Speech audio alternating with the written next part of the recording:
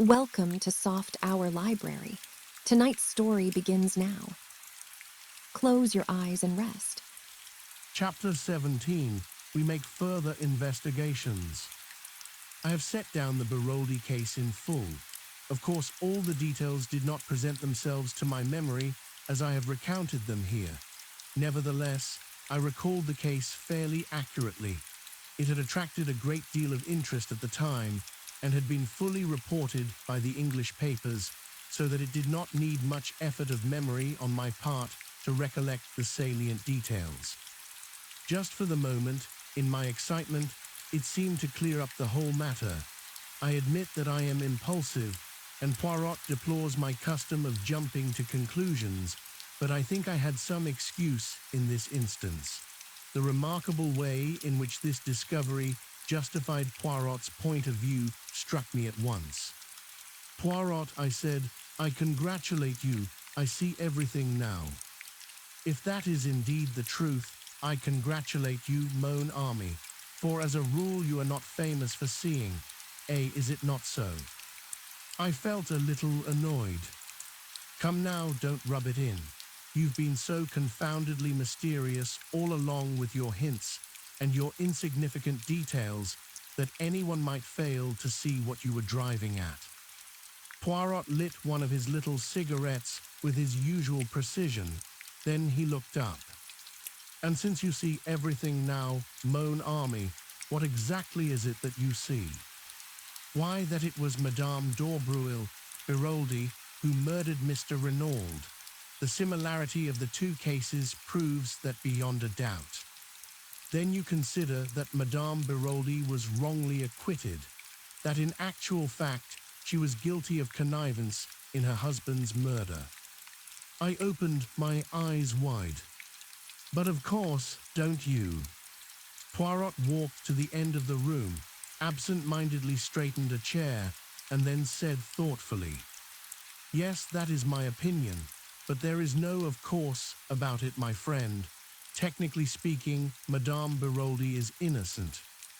Of that crime, perhaps, but not of this." Poirot sat down again and regarded me, his thoughtful air more marked than ever. "So it is definitely your opinion, Hastings, that Madame d'Aubreuil murdered M. Renaud?" "Yes. Why?" He shot the question at me with such suddenness that I was taken aback. "Why?" I stammered. "Why, oh, because—" I came to a stop. Poirot nodded his head at me. "You see, you come to a stumbling block at once. Why should Madame d'Aubreuil, I shall call her that for clearness' sake, murder M. Renaud? We can find no shadow of a motive. She does not benefit by his death. Considered as either mistress or blackmailer, she stands to lose. You cannot have a murder without a motive. The first crime was different. There we had a rich lover waiting to step into her husband's shoes." "Money is not the only motive for murder," I objected. "True," agreed Poirot placidly. "There are two others. The crime passional is one, and there is the third rare motive, murder for an idea which implies some form of mental derangement on the part of the murderer. Homicidal mania and religious fanaticism belong to that class. We can rule it out here." "But what about the crime passional? Can you rule that out? If Madame d'Aubreuil was Renaud's mistress, if she found that his affection was cooling, or if her jealousy was aroused in any way, might she not have struck him down in a moment of anger?" Poirot shook his head. "If I say, if you note, Madame d'Aubreuil was Renaud's mistress, he had not had time to tire of her, and in any case you mistake her character. She is a woman who can simulate great emotional stress. She is a magnificent actress, but looked at dispassionately, her life disproves her appearance. Throughout, if we examine it, she had been cold-blooded and calculating in her motives and actions. It was not to link her life with that of her young lover that she connived at her husband's murder. The rich American, for whom she probably did not care a button, was her objective. If she committed a crime, she would always do so for gain. Here there was no gain. Besides, how do you account for the digging of the grave? That was a man's work." She might have had an accomplice, I suggested, unwilling to relinquish my belief. I passed to another objection. You have spoken of the similarity between the two crimes. Wherein does that lie, my friend? I stared at him in astonishment. Why, Poirot, it was you who remarked on that. The story of the masked men, the secret, the papers. Poirot smiled a little. Do not be so indignant, I beg of you. I repudiate nothing. The similarity of the two stories links the two cases together inevitably. But reflect now on something very curious. It is not Madame d'Aubreuil who tells us this tale. If it were all would indeed be plain sailing. It is Madame Renaud. Is she then in league with the other? I can't believe that, I said slowly. If it is so, she must be the most consummate actress the world has ever known. Ta-ta-ta, said Poirot impatiently. Again you have the sentiment and not the logic. If it is necessary for a criminal to be a consummate actress, then by all means assume her to be one. But is it necessary? I do not believe Madame Renaud to be in league with Madame d'Aubreuil for several reasons, some of which I have already enumerated to you. The others are self-evident. Therefore, that possibility eliminated, we draw very near to the truth which is, as always, very curious and interesting. Poirot, I cried, what more do you know? Mon ami, you must make your own deductions. You have access to the facts. Concentrate your grey cells. Reason not like Giraud, but like Hercule Poirot. But are you sure? My friend, in many ways I have been an imbecile, but at last I see clearly. You know everything. I have discovered what M. Renaud sent for me to discover. And you know the murderess. I know one murderess. What do you mean? We talk a little at cross purposes. There I hear not one crime. But two, the first I have solved, the second, by N, I will confess, I am not sure. But Poirot, I thought you said the man in the shed had died a natural death. Ta-ta-ta, Poirot made his favorite ejaculation of impatience. Still you do not understand. One may have a crime without a murderer, but for two crimes it is essential to have two bodies. His remark struck me as so peculiarly lacking in lucidity that I looked at him in some anxiety, but he appeared perfectly normal. Suddenly he rose and strolled to the window. Here he is, he observed. Who? M. Jacques Renaud. I sent a note up to the villa to ask him to come here. That changed the course of my ideas, and I asked Poirot if he knew that Jacques Renaud had been in Merlinville on the night of the crime. I had hoped to catch my astute little friend napping, but as usual, he was omniscient. He, too, had inquired at the station. And without doubt, we are not original in the idea, Hastings. The excellent Giraud, he also has probably made his inquiries. You don't think, I said, and then stopped. Ah, no, it would be too horrible. Poirot looked inquiringly at me, but I said no more. It had just occurred to me that though there were 7 women directly or indirectly connected with the case Mrs. Renaud, Madame d'Aubreuil and her daughter, the mysterious visitor, and the 3 servants, there was, with the exception of old Auguste who could hardly count, only one man, Jacques Renaud, and a man must have dug a grave. I had no time to develop further the appalling idea that had occurred to me, for Jacques Renaud was ushered into the room. Poirot greeted him in a businesslike manner. Take a seat, monsieur. I regret infinitely to derange you, but you will perhaps understand that the atmosphere of the villa is not too congenial to me. M. Giraud and I do not see eye to eye about everything. His politeness to me has not been striking, and you will comprehend that I do not intend any. Little discoveries I may make to benefit him in any way. Exactly, M. Poirot, said the lad. That fellow Giraud is an ill-conditioned brute, and I'd be delighted to see some one score at his expense. Then I may ask a little favor of you.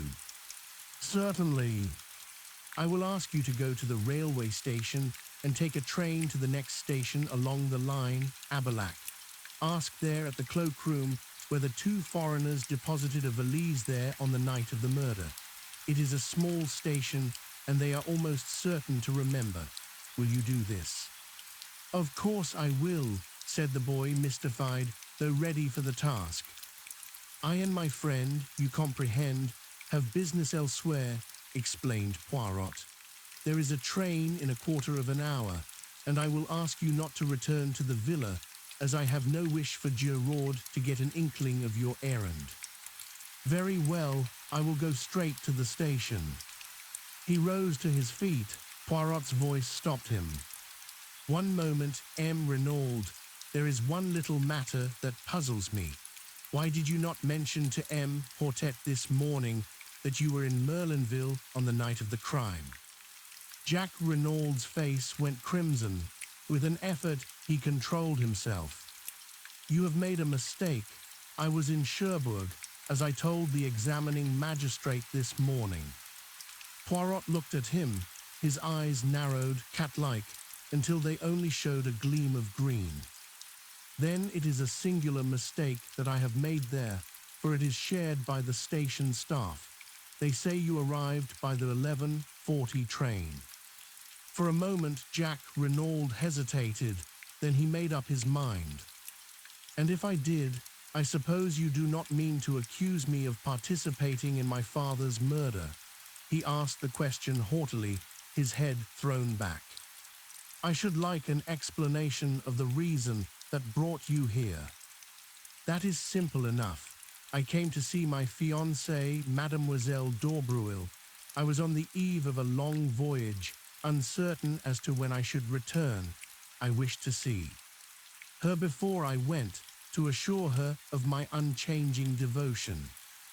And you did see her? Poirot's eyes never left the other's face. There was an appreciable pause before Renaud replied. Then he said, Yes, and afterwards. I found I had missed the last train. I walked to St. Beauvais, where I knocked up a garage and got a car to take me back to Cherbourg. St. Beauvais, that is 15 kilometers, a long walk, M. Renaud. I felt like walking. Poirot bowed his head as a sign that he accepted the explanation. Jack Renaud took up his hat and cane and departed. In a trice, Poirot jumped to his feet. Quick, Hastings, we will go after him. Keeping a discreet distance behind our quarry, we followed him through the streets of Merlinville. But when Poirot saw that he took the turning to the station, he checked himself. All is well, he has taken the bait. He will go to Abilac and will inquire for the mythical valise left by the mythical foreigners. Yes, mon ami, all that was a little invention of my own. You wanted him out of the way, I exclaimed. Your penetration is amazing, Hastings. Now, if you please, we will go up to the Villa Genevieve. Chapter 18, Gerard Acts. By the way, Poirot, I said, as we walked along the hot white road, I've got a bone to pick with you. I dare say you meant well, but really it was no business of yours to go mouching round to the Hotel du Fair without letting me know. Poirot shot a quick sidelong glance at me. And how did you know I had been there? He inquired. Much to my annoyance, I felt the colour rising in my cheeks. I happened to look in passing, I explained with as much dignity as I could muster. I rather feared Poirot's banter, but to my relief, and somewhat to my surprise, he only shook his head with a rather unusual gravity. If I have offended your susceptibilities in any way, I demand pardon of you. You will understand better soon, but believe me, I have striven to concentrate all my energies on the case. Oh, it's all right, I said, mollified by the apology. I know it's only that you have my interests at heart, but I can take care of myself all right. Poirot seemed to be about to say something further, but checked himself. Arrived at the villa, Poirot led the way up to the shed where the second body had been discovered. He did not, however, go in, but paused by the bench which I have mentioned before as being set some few yards away from it. After contemplating it for a moment or two, he paced carefully from it to the hedge, which marked the boundary between the Villa Genevieve and the Villa Marguerite. Then he paced back again, nodding his head as he did so. Returning again to the hedge, he parted the bushes with his hands. "With good fortune," he remarked to me over his shoulder, "Mademoiselle Marthe may find herself in the garden. I desire to speak to her and would prefer not to call formally at the Villa Marguerite. Ah, all is well, there she is. PSD, mademoiselle, PSD, un moment, s'il vous plaît." I joined him at the moment that Marthe d'Aubreuil, looking slightly startled, came running up to the hedge at his call. "A little word with you, mademoiselle, if it is permitted." "Certainly, Monsieur Poirot." Despite her acquiescence, her eyes looked troubled and afraid. "Mademoiselle, do you remember running after me on the road the day that I came to your house with the examining magistrate? You asked me if anyone was suspected of the crime. And you told me 2 Chileans." Her voice sounded rather breathless, and her left hand stole to her breast. "Will you ask me the same question again, mademoiselle?" "What do you mean?" "This, if you were to ask me that question again, I should give you a different answer. Someone is suspected, but not a Chilean." "Who?" The word came faintly between her parted lips. "Jacques Renaud." What? It was a cry. "Jack, impossible, who dares to?" "Suspect him." "Giraud."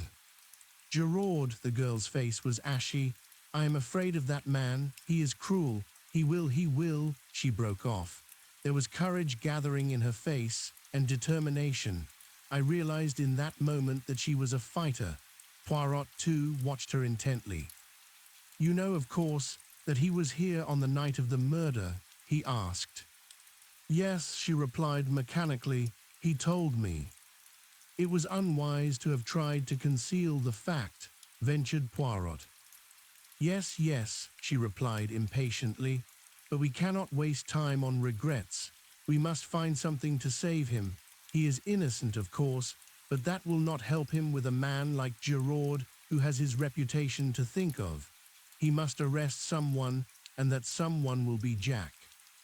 "The facts will tell against him," said Poirot. "You realize that?" She faced him squarely and used the words I had heard her say in her mother's drawing room. "I am not a child, monsieur. I can be brave and look facts in the face. He is innocent, and we must save him." She spoke with a kind of desperate energy, then was silent, frowning as she thought. "Mademoiselle," said Poirot, observing her keenly, "is there not something that you are keeping back that you could tell us?" She nodded perplexedly. "Yes, there is something, but I hardly know whether you will believe it. It seems so absurd." "At any rate, tell us, mademoiselle." "It is this. Giraud sent for me as an afterthought to see if I could identify the man in there." She signed with her head towards the shed. "I could not. At least I could not at the moment, but since I have been thinking." "Well, it seems so queer, and yet I am almost sure. I will tell you. On the morning of the day Renaud was murdered, I was walking in the garden here when I heard a sound of men's voices quarreling. I pushed aside the bushes and looked through. One of the men was Renaud, and the other was a tramp, a dreadful-looking creature in filthy rags. He was alternately whining and threatening. I gathered he was asking for money, but at that moment Mammon called me from the house, and I had to go. That is all, only I am almost sure that the tramp and the dead man in the shed are one and the same." Poirot uttered an exclamation. "But why did you not say so at the time, mademoiselle?" because at first it only struck me that the face was vaguely familiar in some way. The man was differently dressed and apparently belonged to a superior station in life. But tell me, Monsieur Poirot, is it not possible that this tramp might have attacked and killed M. Renaud and taken his clothes and money? It is an idea, mademoiselle, said Poirot slowly. It leaves a lot unexplained, but it is certainly an idea. I will think of it. A voice called from the house. Maman, whispered Marthe, I must go, and she slipped away through the trees. Come, said Poirot, and taking my arm, turned in the direction of the villa. What do you really think? I asked, in some curiosity. Was that story true, or did the girl make it up in order to divert suspicion from her lover? It is a curious tale, said Poirot, but I believe it to be the absolute truth. Unwittingly, Mademoiselle Marthe told us the truth on another point, and incidentally gave Jacques Renaud the lie. Did you notice his hesitation when I asked him if he saw Marthe d'Aubreuil on the night of the crime? He paused and then said yes. I suspected that he was lying. It was necessary for me to see Mademoiselle Marthe before he could put her on her guard. 3 little words gave me the information I wanted. When I asked her if she knew that Jacques Renaud was here that night, she answered, he told me. Now, Hastings, what was Jacques Renaud doing here on that eventful evening? And if he did not see Mademoiselle Marthe, whom did he see? Surely, Poirot, I cried, aghast, you cannot believe that a boy like that would murder his own father. Moan. Army, said Poirot, you continue to be of a sentimentality unbelievable. I have seen mothers who murdered their little children for the sake of the insurance money. After that, one can believe anything. And the motive? Money, of course. Remember that Jacques Renaud thought that he would come into half his father's fortune at the latter's death. But the tramp, where does he come in? Poirot shrugged his shoulders. Giraud would say that he was an accomplice, an Apache who helped young Renaud to commit the crime, and who was conveniently put out of the way afterwards. But the hair round the dagger, the woman's hair. Ah, said Poirot, smiling broadly, that is the cream of Giraud's little jest. According to him, it is not a woman's hair at all. Remember that the youths of today wear their hair brushed straight back from the forehead with pomade or hair wash to make it lie flat. Consequently, some of the hairs are of considerable length. And you believe that too?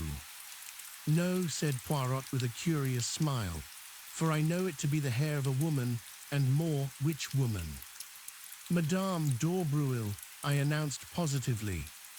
Perhaps, said Poirot, regarding me quizzically.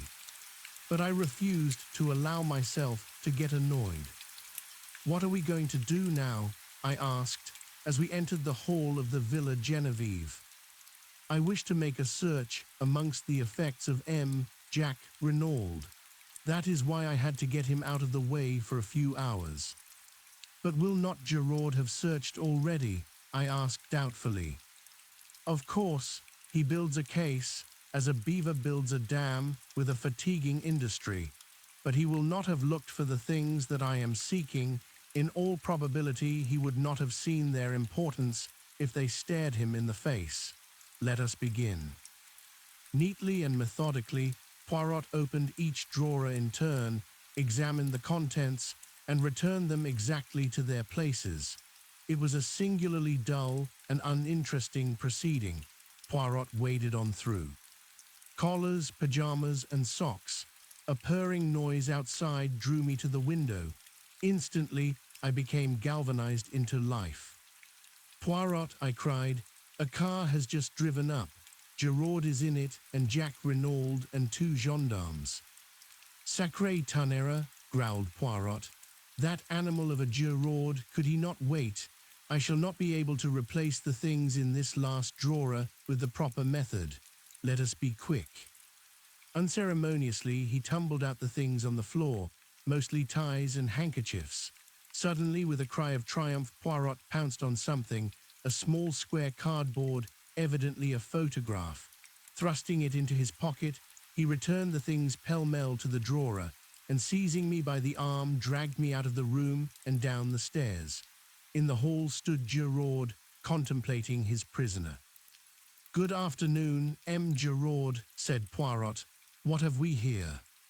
Gerard nodded his head towards Jack.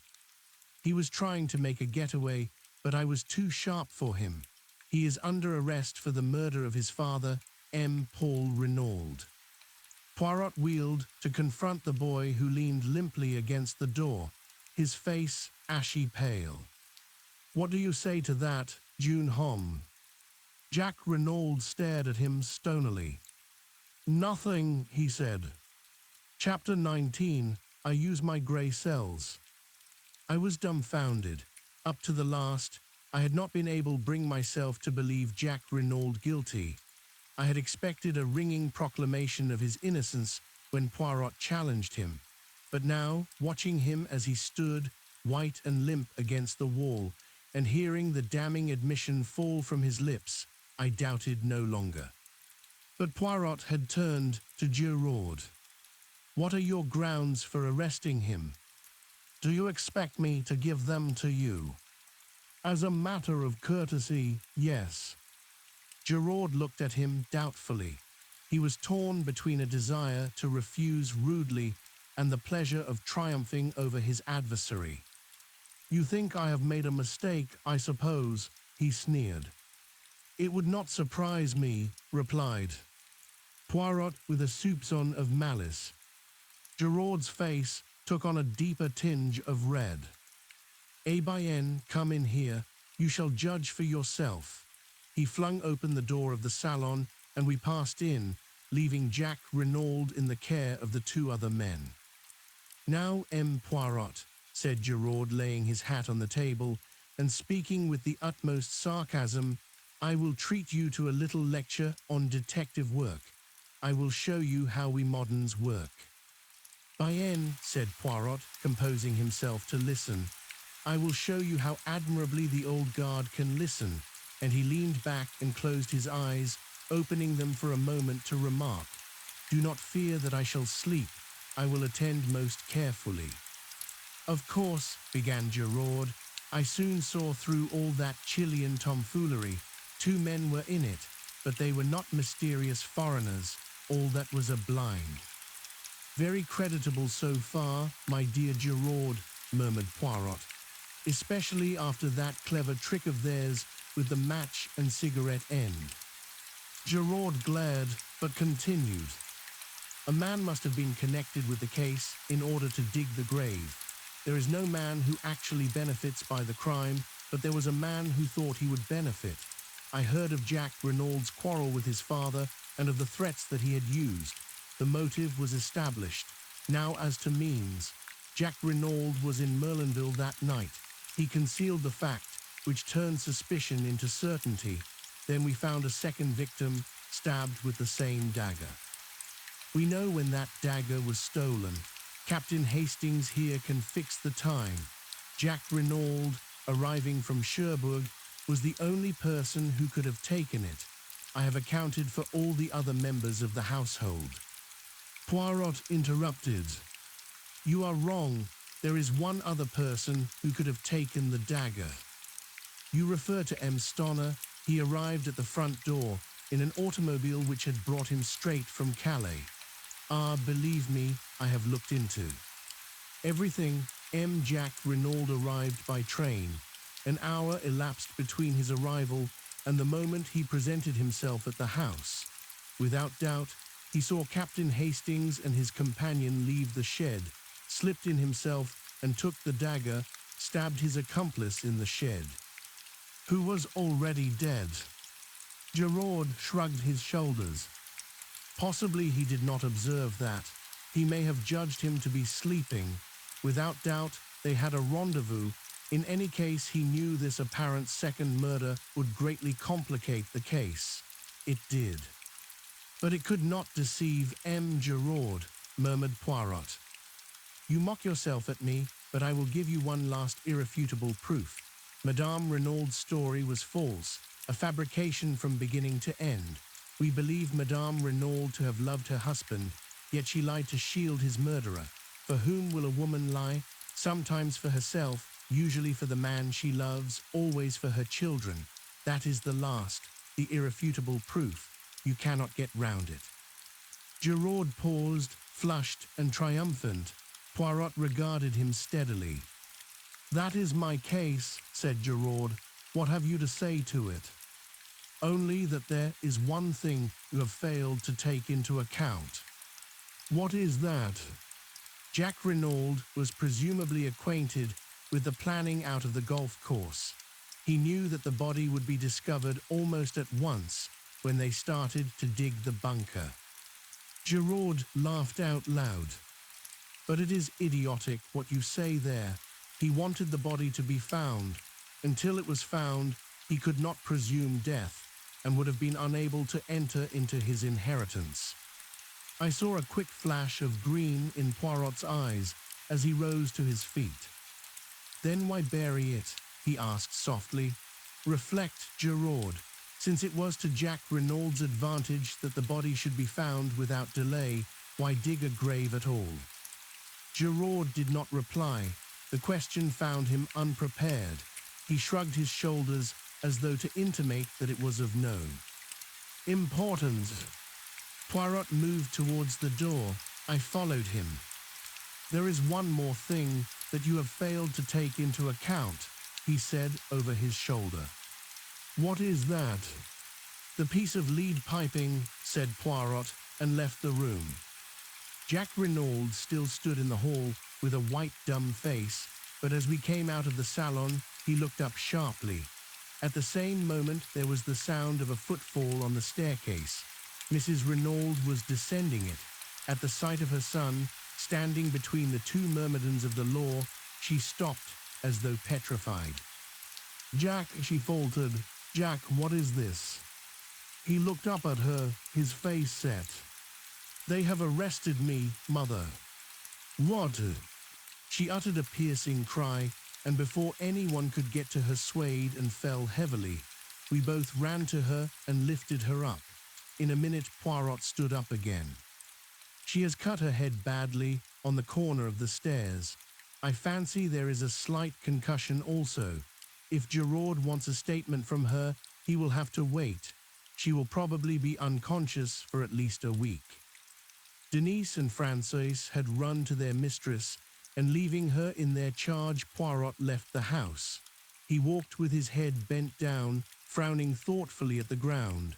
For some time I did not speak, but at last I ventured to put a question to him.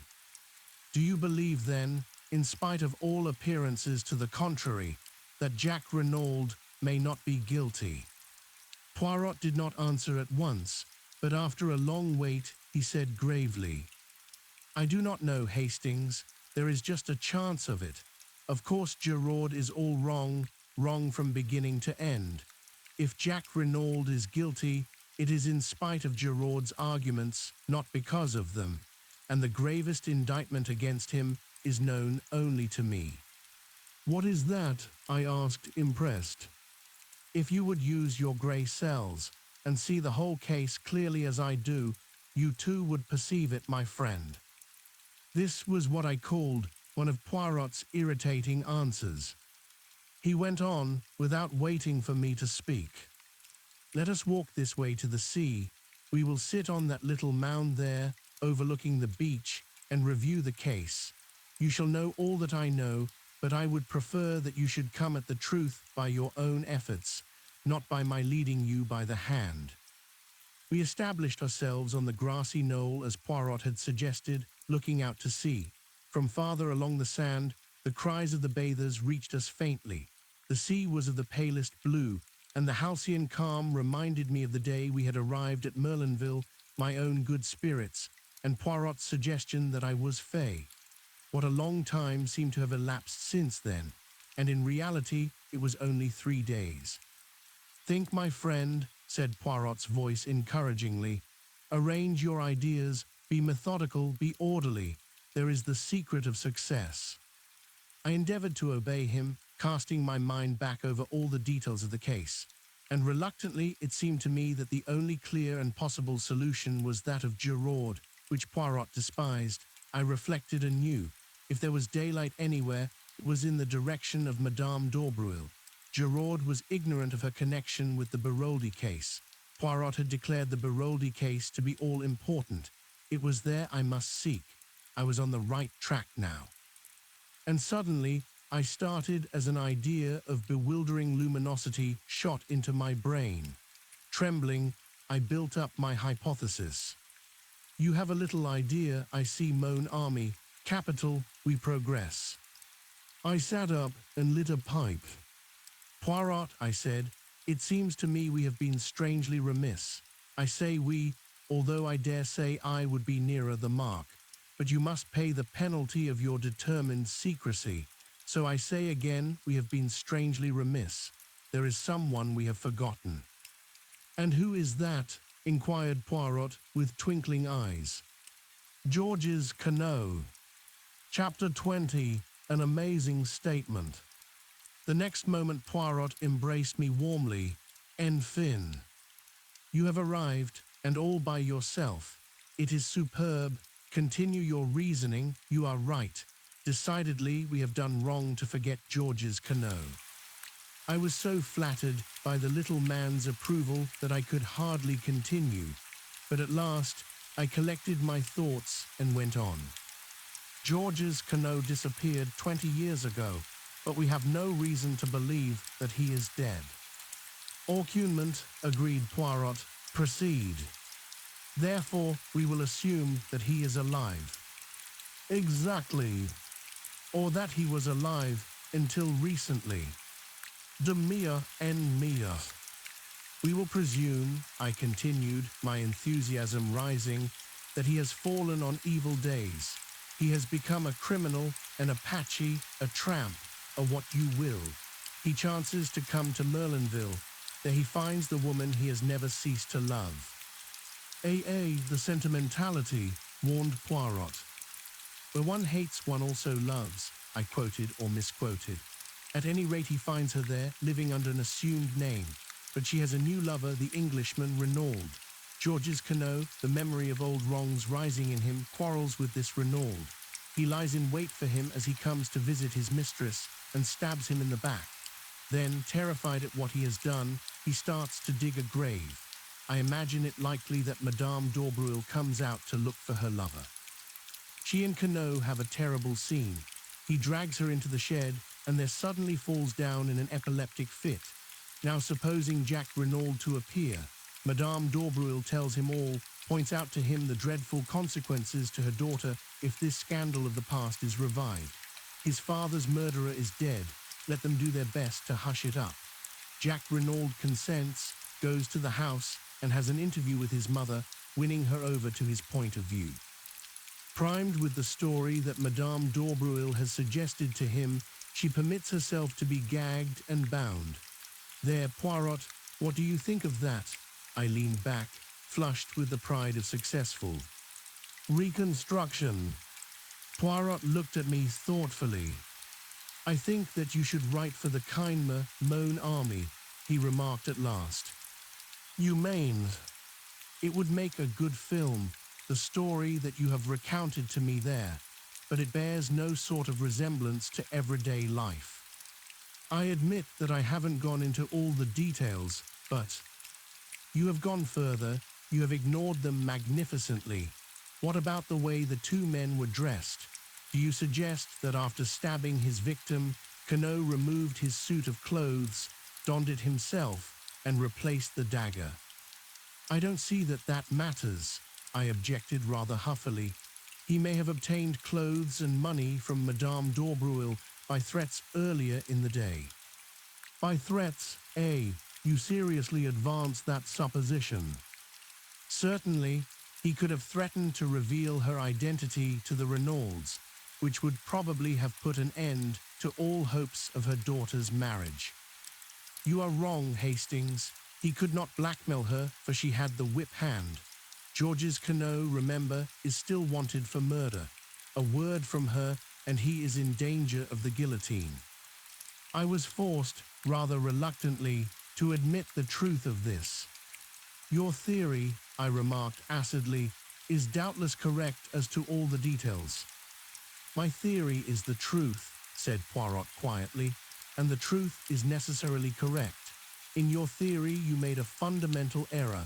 You permitted your imagination to lead you astray with midnight assignations and passionate love scenes. But in investigating crime, we must take our stand upon the commonplace. Shall I demonstrate my methods to you? Oh, by all means, let us have a demonstration. Poirot sat very upright and began, wagging his forefinger emphatically to emphasize his points. I will start as you started from the basic fact of Georges Queneau. Now the story told by Madame Biroldi in court as to the Russians was admittedly a fabrication. If she was innocent of connivance in the crime, it was concocted by her, and by her only, as she stated. If, on the other hand, she was not innocent, it might have been invented by either her or Georges Queneau. Now in this case we are investigating, we meet the same tale. As I pointed out to you, the facts render it very unlikely that Madame d'Aubreuil inspired it.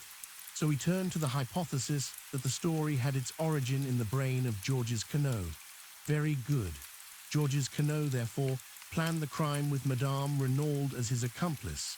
She is in the limelight, and behind her is a shadowy figure whose alias is unknown to us. Now let us go carefully over the Renaud case from the beginning, setting down each significant point in its chronological order. You have a notebook and pencil? Good. Now what is the earliest point to note down? The letter to you. That was the first we knew of it, but it is not the proper beginning of the case.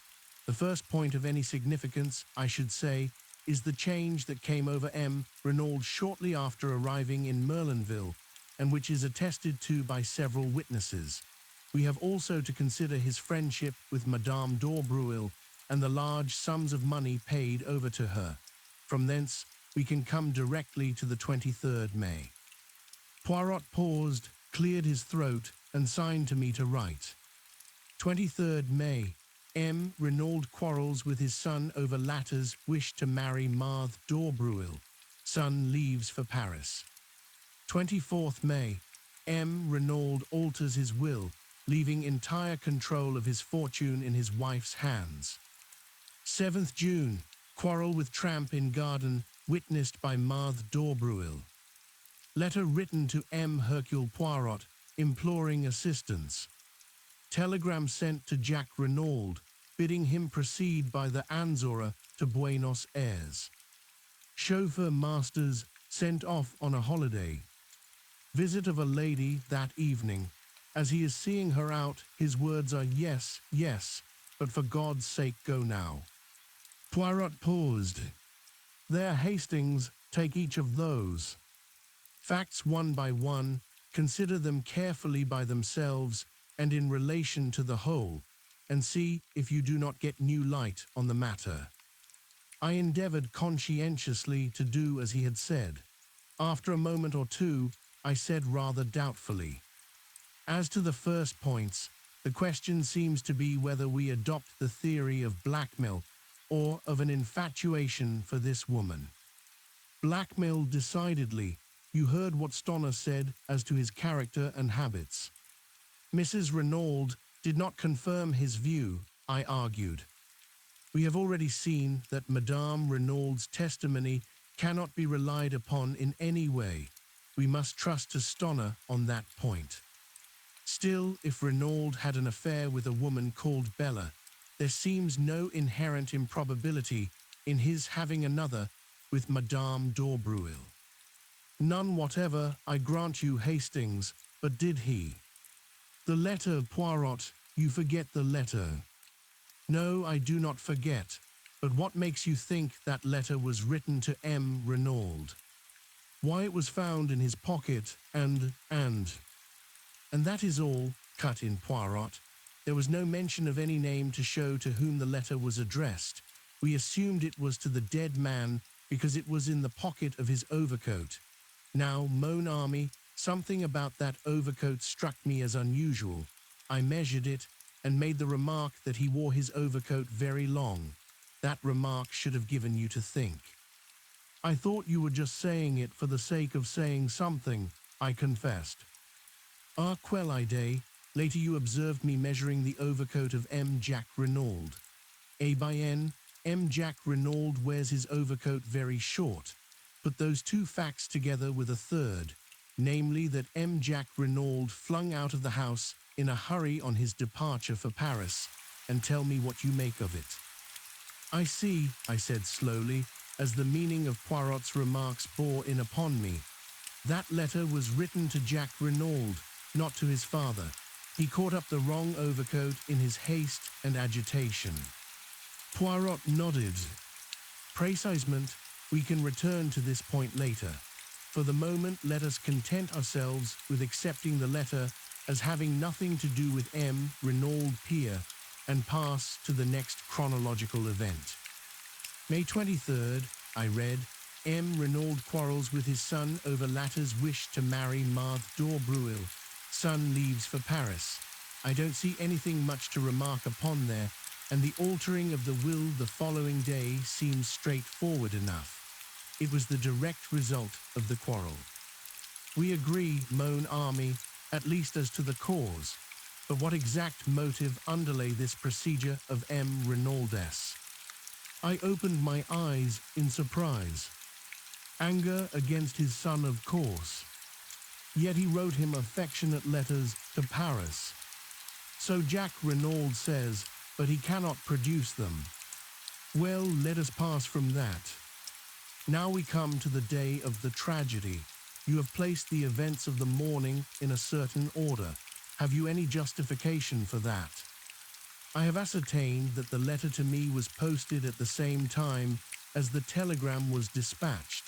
Masters was informed he could take a holiday shortly afterwards.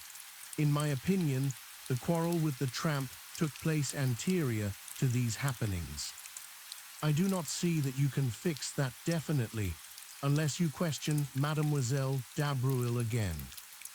There is no need, I am sure of it, and if you do not see that, you see nothing, Hastings. I looked at him for a moment. Of course I am an idiot. If the tramp was George's Canoe, it was after the stormy interview with him that Mr. Renaud apprehended danger. He sent away the chauffeur, Masters, whom he suspected of being in the other's pay. He wired to his son and sent for you. A faint smile crossed Poirot's lips. You do not think it strange that he should use exactly the same expressions in his letter as Madame Renaud used later in her story. If the mention of Santiago was a blind, why should Renaud speak of it? And what is more, send? His son there. It is puzzling, I admit, but perhaps we shall find some explanation later. We come now to the evening and the visit of the mysterious lady. I confess that fairly baffles me unless it was Madame d'Aubruil, as Francois all along maintained. Poirot shook his head. My friend, where are your wits wandering? Remember the fragment of check, and the fact that the name Bella Duveen was faintly familiar to Stoner, and I think we may take it for granted that Bella Duveen is the full name of Jack's unknown correspondent, and that it was she who came to the Villa Genevieve that night. Whether she intended to see Jack, or whether she meant all along to appeal to his father, we cannot be certain, but I think we may assume that this is what occurred. She produced her claim upon Jack, probably showed letters that he had written her, and the older man tried to buy her off by writing a check. This she indignantly tore up. The terms of her letter are those of a woman genuinely in love, and she would probably deeply resent being offered money. In the end, he got rid of her, and here the words that he used are significant. Yes, but for God's sake go now, I repeated. They seem to me a little vehement, perhaps that is all. That is enough. He was desperately anxious for the girl to go. Why? Not only because the interview was unpleasant. No, it was the time that was slipping by, and for some reason time was precious. Why should it be? I asked, bewildered. That is what we ask ourselves. Why should it be? But later we have the incident of the wristwatch, which again shows us that time plays a very important part in the crime. We are now fast approaching the actual drama. It is 10:30 when Bella Duveen leaves, and by the evidence of the wristwatch we know that the crime was committed, or at any rate that it was staged, before 12 o'clock. We have reviewed all the events anterior to the murder. There remains only one unplaced. By the doctor's evidence, the tramp, when found, had been dead at least 48 hours, with a possible margin of 24 hours more. Now, with no other facts to help me than those we have discussed, I place the death as having occurred on the morning of June 7th. I stared at him, stupefied. But how, why, how can you possibly know? Because only in that way can the sequence of events be logically explained. Mon ami, I have taken you step by step along the way. Do you not now see what is so glaringly plain? My dear Poirot, I can't see anything glaring about it. I did think I was beginning to see my way before, but I'm now hopelessly fogged. Poirot looked at me sadly and shook his head. Mon dear, but it is triste, a good intelligence, and so deplorably lacking in method. There is an exercise most excellent for the development of the little grey cells. I will impart it to you. For heaven's sake, not now. You really are the most irritating of fellows, Poirot. For goodness' sake, get on and tell me who killed M. Renaud. That is just what I am not sure of as yet. But you said it was glaringly clear. We talk at cross purposes, my friend. Remember, it is 2 crimes we are investigating, for which, as I pointed out to you, we have the necessary 2 bodies. There, ne vous impatientez pas, I explain all. To begin with, we apply our psychology. We find 3 points at which M. Renaud displays a distinct change of view and action, 3 psychological points therefore. The first occurs immediately after arriving in Merlinville, the second after quarreling with his son on a certain subject, the third on the morning of June 7th. Now for the 3 causes. We can attribute number 1 to meeting Madame d'Aubreuil. Number 2 is indirectly connected with her since it concerns a marriage between M. Renaud's son and her daughter. But the cause of number 3 is hidden from us. We have to deduce it. Now, mon ami, let me ask. You a question, who do we believe to have planned this crime? Georges Queneau, I said doubtfully, eyeing Poirot warily. Exactly. Now Giraud laid it down as an axiom that a woman lies to save herself, the man she loves and her child. Since we are satisfied that was Georges Queneau who dictated the lie to her, and as Georges Queneau is not Jacques Renaud, follows that the 3rd case is put out of court. And still attributing the crime to Georges Queneau, the first is equally so. So we are forced to the second, that Madame Renaud lied for the sake of the man she loved, or in other words, for the sake of Georges Queneau. You agree to that? Yes, I admitted, it seems logical enough. By N, Madame Renaud loves Georges Queneau. Who, then, is Georges Queneau? The tramp. Have we any evidence to show that Madame Renaud loved the tramp? No, but... Very well then, do not cling to theories where facts no longer support them. Ask yourself instead who Madame Renaud did love. I shook my head, perplexed. Mais oui, you know perfectly. Who did Madame Renaud love so dearly that when she saw his dead body, she fell down in a swoon? I stared, dumbfounded. Her husband, I gasped. Poirot nodded. Her husband, or Georges Queneau, whichever you like to call him. I rallied myself. But it's impossible. How impossible? Did we not agree just now that Madame d'Aubreuil was in a position to blackmail Georges Queneau? Yes, but... And did she not very effectively blackmail M. Renaud? That may be true enough, but... And is it not a fact that we know nothing of M. Renaud's youth and upbringing, that he springs suddenly into existence as a French-Canadian exactly 22 years ago? All that is so, I said more firmly, but you seem to me to be overlooking one salient point.